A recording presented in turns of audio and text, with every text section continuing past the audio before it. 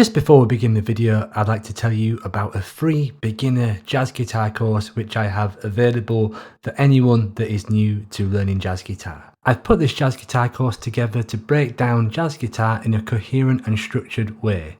There are over 25 4K video lessons and a 40-page downloadable PDF to help you get started. Each module comes with downloadable PDFs, chord diagrams, etudes and studies to help you get started learning the wonderful art of jazz.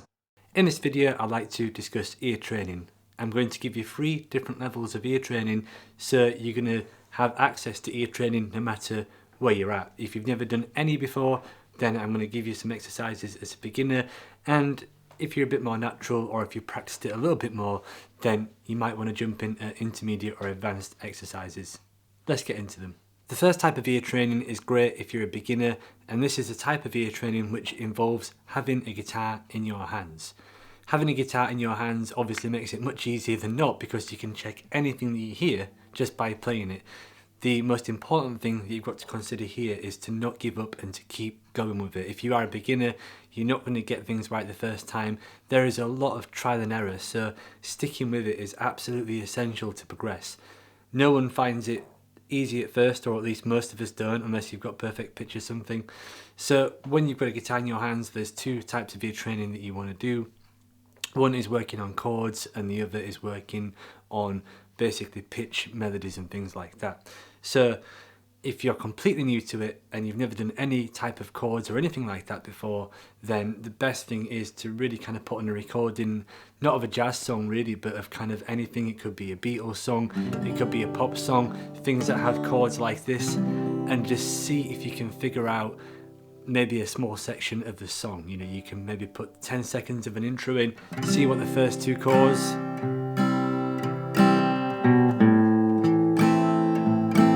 are, and then see if you can work them out. So that involves basically you hear one chord, you could pause the recording while the song is on and try and figure out what that first chord is, and then you do the second chord. And it doesn't matter if you get the first chord wrong 7 times, 8 times, it doesn't matter. If you just stick with it and progress, then that does get easier. You just really need to start with songs that only have a couple of chords to begin with. The other type of ear training that you want to do as a beginner player is basically single line melodies. And like I said, this is with the guitar in your hands, listening to a recording, so you've got an audio source and you've got something to check what you're hearing with. So that can really mean anything really, you know, kind of easier guitar solos are great to do, but sometimes, you know, even if you're just kind of figuring out any kind of melody that you hear, then that's good. It could be, you know, Twinkle Twinkle Little Star, Drunken Sailor, any of these songs are good, and you basically, it's just kind of getting used to hearing what you hear in your head to what's on the guitar. But certainly an audio recorded source would be good to work with. I would probably avoid jazz standard melodies if you really are new to jazz, or unless it's a simpler jazz standard like C Jam Blues or Sunny, or maybe even Blue Bossa. If you really are new to ear training, then you need to start with simple melodies, have an audio recording of them and try and work where they are. So, you know, if you're very new, or if you find ear training hard, you might be kind of stumbling around for the right note which you hear, but that's okay. You know, the most important thing is to keep on going, start with something that sounds accessible and to try to move on and just make it part of your practice routine really. The second level of ear training that you want to do is to use a guitar but don't have an audio source to reference, at least when you're in the working out stages. Obviously, if it's an important thing, then it probably is good to check in with some audio at some point. But what I'm talking about here, I like to sometimes refer to it as pulling melodies out of thin air. So, you know, at the time of recording this, it's kind of around the festive season. So, you know, one thing that I've been working on,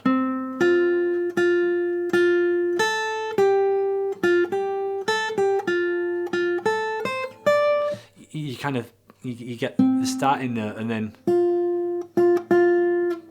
you try to hear where you want the melody to go. So, you know, it could be anything really, you know, and Christmas songs or even just kind of simpler songs generally are good to do. You know, you could start on a note and then try to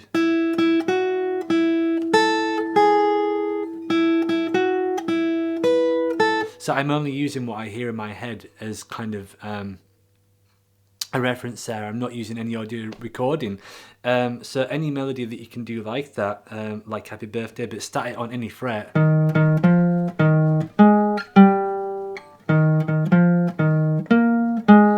It's good to do, you know, and so you're not kind of locked into a position. Sometimes you can play it across the neck with these things as well.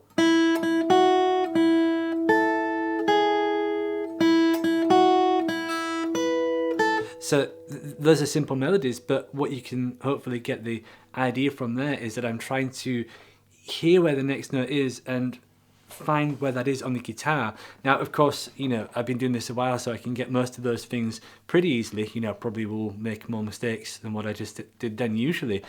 But the idea is that the more you do it, the more confident you are that the note that you hear on the fretboard is the one that's in your head that your fingers want to play. It's like this correlation and marriage of all these things together. Whereas in the beginning, you know, it might be like...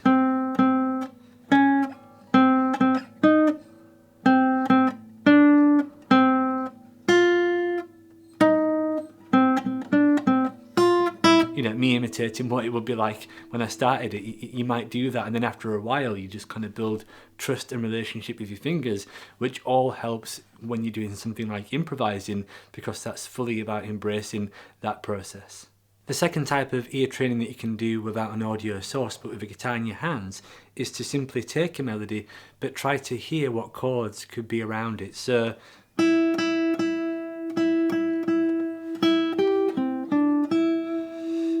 you look at that, and that all the notes from the C major scale are in there, and sometimes you've got to have a bit of music theory with that. That definitely helps. This is more of an intermediate technique because you're looking at chord melody, but you're also looking at what the chords could be based off music theory as well. So if you think about that, a lot of melodies use a third of the chord.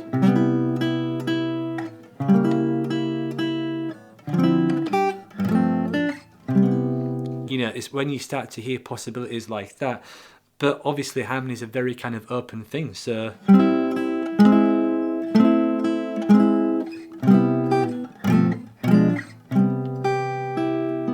that could be one way. But you could simply start, you know, even before jazz chords, is you can sometimes maybe just start with roots and melody notes.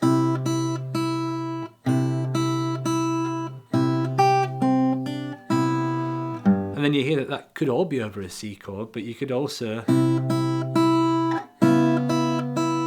you could have a diminished, maybe some kind of cadence, and everything that you do chord melody wise kind of builds up from that really. It's kind of hearing, you know, harmony at its base level.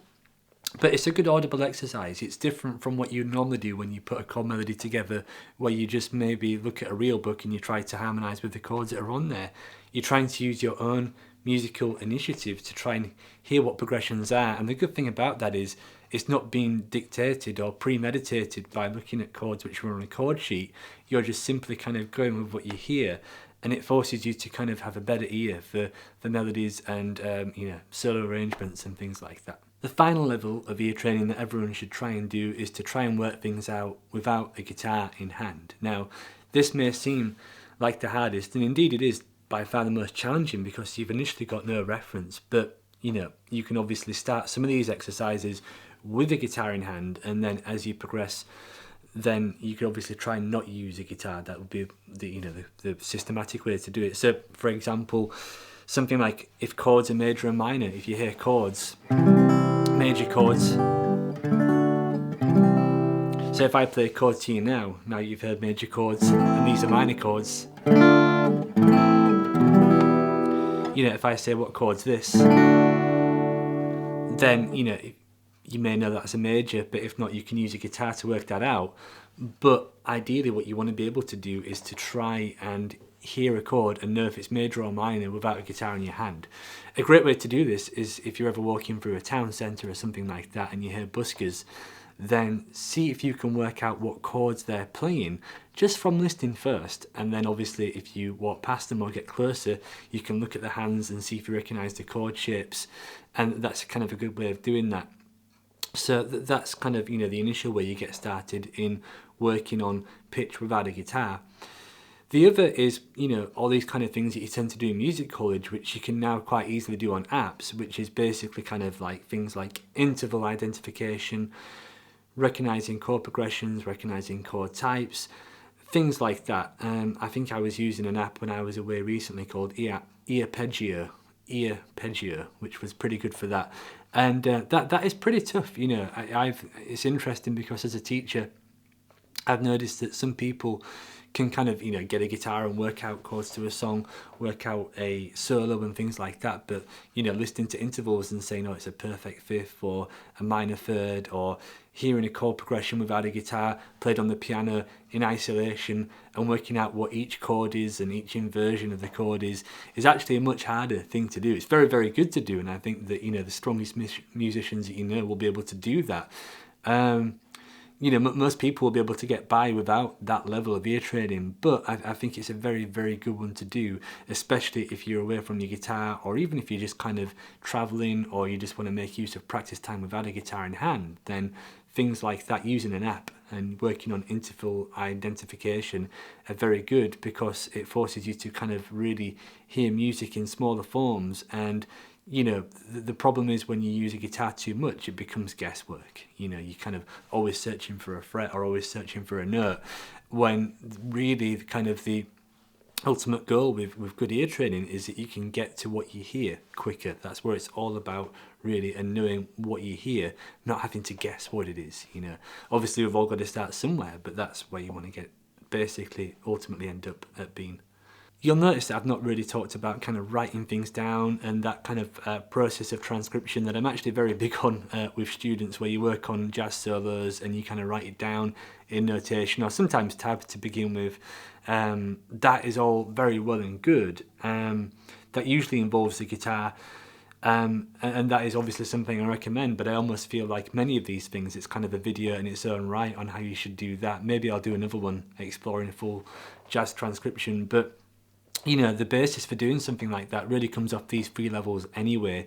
You know, you got to think that if you're doing something like a transcription, unless you're doing a very accessible solo like a Chet Baker solo or a Miles Davis solo, then you've got to have the foundations of these three levels that I set out, because if you're transcribing anything like a more complex jazz solo, like a Pat Martino solo, or you know, a Wes solo or something like that, or a Coltrane solo, then you've got to kind of have a lot of foundation and skill already.